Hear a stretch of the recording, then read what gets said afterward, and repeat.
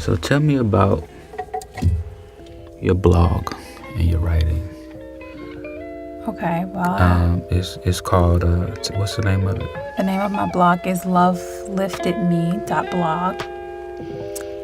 And the tagline is becoming, unbecoming, and the thoughts along the way. So Unbecoming. And the thoughts along the way? Becoming, unbecoming, and the thoughts along the way. And the thoughts along the way. Right. What is unbecoming? What does that mean? So I think sometimes we focus so much on becoming something when we are already who we are. Yeah. And then things in life happen sometimes and they'll take us away or like mar the vision. And sometimes you got to unbecome things that you said you were. You labeled yourself as a certain way, like I'm shy or I'm an introvert or sometimes you got to unbecome that stuff to really be exactly, who you are, who you want to create yourself to be. Oh, that's interesting because a lot of people do say, I am this and I am that way. Yeah, but we're not fixed. Why do you think that's so common then since we aren't fixed? Why is that such a big secret? I just think it is the way society is set up, what we've been taught. I think the only way that you get to a point where you realize you're not fixed is because someone presents that to you as an option. Otherwise, you just are who you are, You are born, when you come into this world, is it male or female? And then you start to grow up, and depending on how you are as a child, it's like, oh, she's shy, she's bad, he's this, he's that, and that sticks with us. And unless there's someone or something along the way that lets us know that's not fact, we believe that, and we create our life experiences around being that thing that we were labeled. So what did you unbecome? Man, I've unbecome a lot, and I'm still unbecoming. Some of the things is, like I mentioned, like being an introvert and just, people drain me of my energy. And like, I love people. I really do. And it's not fixed that I'm an introvert. I can actually be around people and get energy from them too. I don't always have to give energy. So that was one thing. And then when I think about unbecoming, is what I think I have to do, especially with my life. Like I have to have a certain type of career or a certain level of success. And I'm slowly unbecoming that and just allowing myself to be. Be what? Whatever I choose. So what are you choosing? Right now I'm choosing to be free, to be a healer, to be at peace, to be love. Yeah. Why? What do you see on the other side of peace and love and free and all that? Man. What do I see you doing? Living without concern for like how it looks or without concern for like what someone else thinks.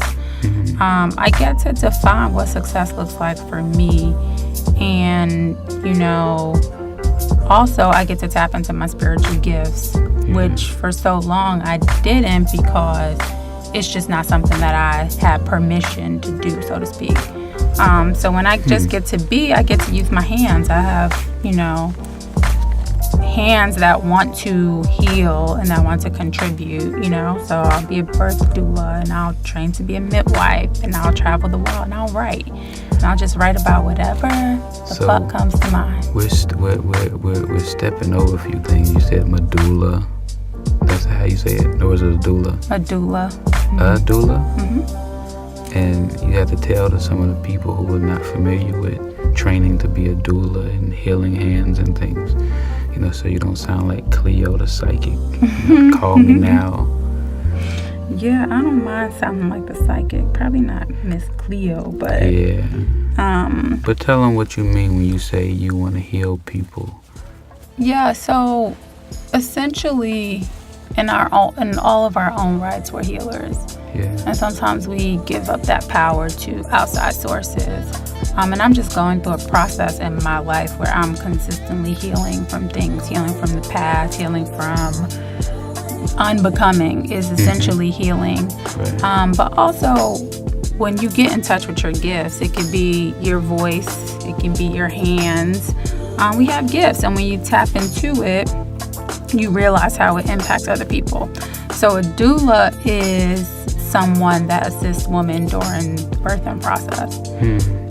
So during labor, during birth, during postpartum, it's really an advocate for the mom and for the family, a safe space, to just make sure that women are able to create pregnancy and give life in the way that they see fit. You know, a lot of times like pregnancy and birth happens to a woman, but it's something that really could be amazing and joyful and memorable. And so I find myself being a person that is there with women during that time. And when I say using my hands, you know, touch is a form of healing in a lot of ways, whether it's in the form of a massage, if you're into like spirituality or like Christianity, you know, laying hands is a big deal. So that's what I mean by the like using your hands to actually heal and to help others. So why was that something that was important to you, that you work with these women in the birth process? It's something that came to me. It's not something that I necessarily sought out. I remember when I was younger, my grandmother used to tell me that I was going to be a nurse, and I'm like, no, I'm not. Like, I'm not being a nurse. Like, I had plans. I'm going to be like in the music industry or whatever. But maybe, what was this, a year ago, the end of 2016, a friend of mine, she was pregnant. I was around like her entire pregnancy, just like there supporting her through the process. And I was also in the birthing room when she gave labor. And I watched this woman who had a whole plan of how she wanted to have a home birth, and it's just so many things that she wanted out of the process. And when it came down to it, she was in her 42nd week, and she had to go to a hospital, which she did not want to do. And then she had to have an epidural, which she did not want. And so I'm watching slowly all of her wishes like fade away. And what was innate in me is to have her feel powerful and empowered and special in the birthing process. And I mean, just seeing new life come in, I'm like, I want to be a part of the process that welcomes, you know, the welcoming committee. You coming from like spiritual plane into the plane, like a plane, like, you know, a spiritual realm. Okay, the spiritual and then you world. Come into the physical. That could be shocking. So it's good to have warm spirits in the space. I never even thought about it like that, because we're just pieces of the universe. Yeah. We don't die. So when we come and we get new skin, you come from the spiritual plane. Yeah, you do. Into a woman. You don't come into a man. That's so good. I'm so glad we don't come into men. Yeah, me too. We fly it right into some pussy. Yeah, the womb, the mother womb. Yeah, you know, Shyah is somebody I met in a program. You know, a program where there's seminars and people talk about what's really important to them, and things come up like how to change the world, and how do I talk to my spouse, and how do I raise my kids, and how, you know, is some of those questions that really, you know, need to be answered. What kind of being is a human being?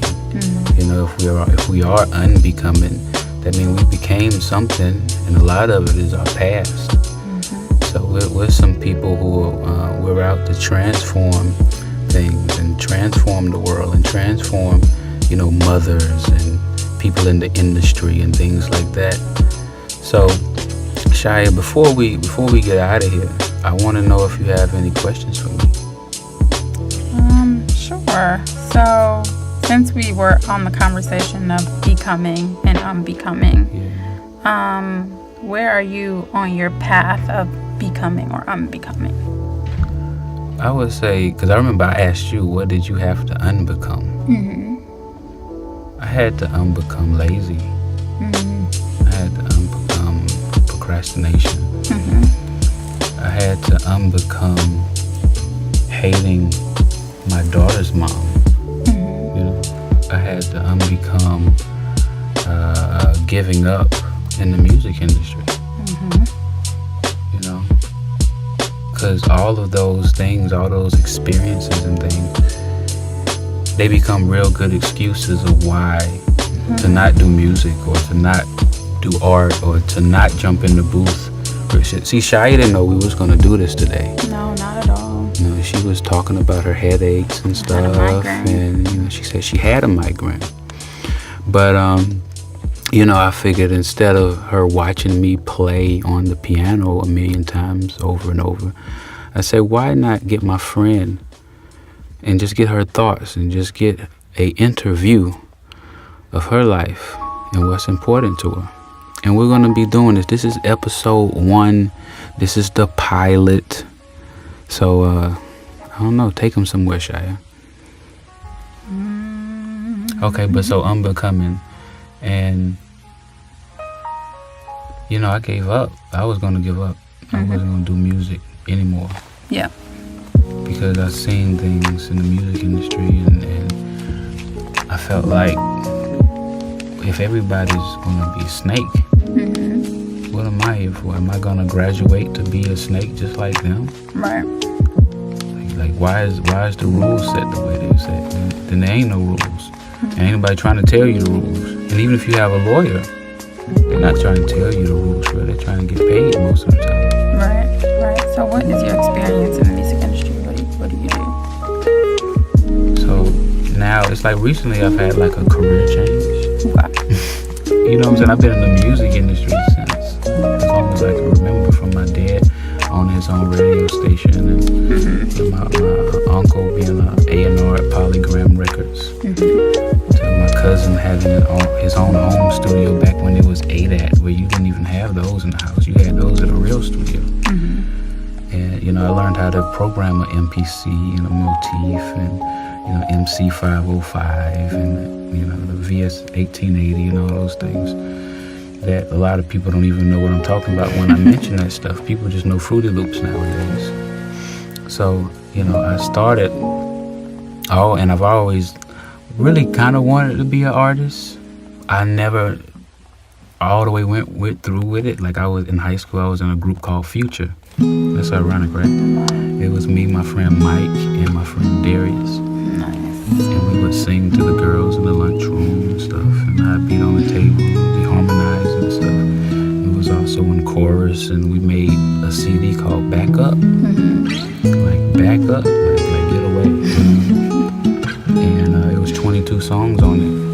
And I did all the beats and recorded the whole thing. I was in high school. Wow. And that wasn't necessarily recent.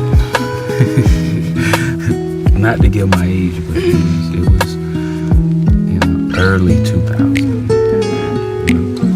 So we had that CD, and I kind of saw them, you know, kind of drift away from doing music a little bit. But I knew I wanted to, like when I graduated from college, I knew I wanted to make sure I did some. Actually, when I moved to Atlanta, I wasn't even going to do music. I was going to do film. I wanted to learn film. And I was going to work on my own music. But on the film sets, everybody I would meet do music. Everybody. Like, oh yeah, I sing. Well, I may be that. No. Because Atlanta, that was like the beginning of the boom in like film. Yeah. So like everybody, like there was a bunch of film jobs. Like a lot of people was there, didn't even know what they was doing. We were just on film sets. We just extra. We just, you know, like whatever. Because it just, those were the jobs. You go on Craigslist, like, or you want to be an extra on Tyler Perry? Yeah, so I did that, $90 a day. You know, so I would always meet people. Like, yo, we do music. So I was just like, I need to bring my equipment to Atlanta. Like I really saw the way then. Dope. So I spent a lot of time working, you know, behind artists and eventually getting up to the David Banners and the K. Michelle's and the Janelle Monáe, Atlantic, and all the labels, and Drum and Thug and Uzi and all of that. You know. Yeah. So what do you hope to contribute to people, to the planet through your music? Well, now as an artist, like I really feel like I'm on the verge of really healing the world.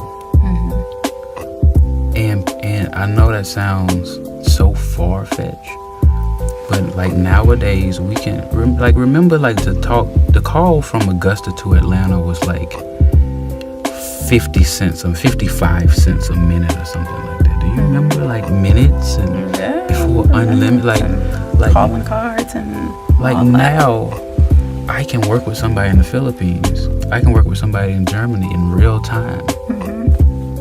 Like we can really collab.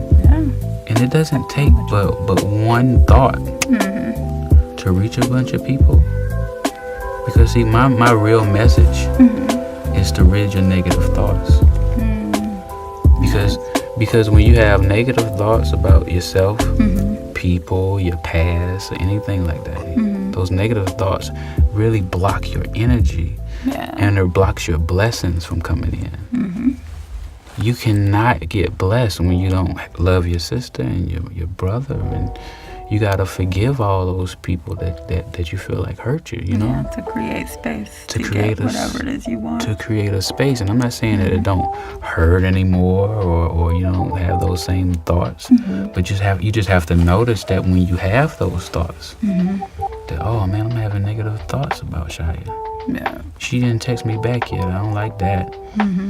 So instead of me thinking, Shyah really don't fuck with me, evidently. No, Shyah is busy just like I am. And I'm just feeling the same way people feel when I don't text them back. Right. Burrows! What? Oh, shit. Damn. Like, have you seen my thread? If you see if people saw my phone, they would get it. They wouldn't bother me so much. They'd be like, okay. But, I really do. I'm not somebody with a bunch of missed calls that aren't returned. I'm not somebody with a bunch of voicemails that aren't returned. Right. You know what I'm saying? Like I really get back to people. Even on, like, Facebook and Instagram, and I accept those messages. You know what I'm saying? Just because you never know. Yeah, you gotta stay connected with people. You gotta stay connected with people. Yeah. So that's where I've been at. That's really what I want to give the world, to rid your negative thoughts and love people. Awesome. Yeah, that's what my song Free is about. Okay, tell the people where they could hear that song. Look, go to thomasburrows.com. ThomasBurroughs.com. That's where you can find most of my music. I got some music on Apple Music, Spotify, and shout out to all those guys. But big shout out to Tidal, because they pay the most. Word up. Shout out to Tidal. Tidal pays a lot. They charge the most too. So, maybe one day I'll get a subscription and maybe they come down on the price. I got a Tidal subscription. So I'm going to be borrowing Shyah's password. I got you. But I have heard Tidal. They actually sound the best too. Yeah. It sounds the way I created Tidal's it. Good. Yeah, it's just, just a lot of money, Jay-Z. Come on, man. I know. You're rich. When I decided to stick with Tidal is when I listened to 444, and Jay said, what I look like drinking Belvedere when Puff got Ciroc. And I was like, you know what I look like with Apple Music. And Jay got Tidal. So I switched over to Tidal. You successfully brainwashed us. Good Jay-Z. job, Thanks, Hov. B12, C12. C12. Thank you guys for listening. This is Thomas Burrows. Yep, and this is Shyah. And this is our show. Thank you so much for listening, and we'll see you next time. Peace. Loveliftedme.blog. Check me out. Loveliftedme.blog. Check Shyah out. Stay lifted. Stay lifted.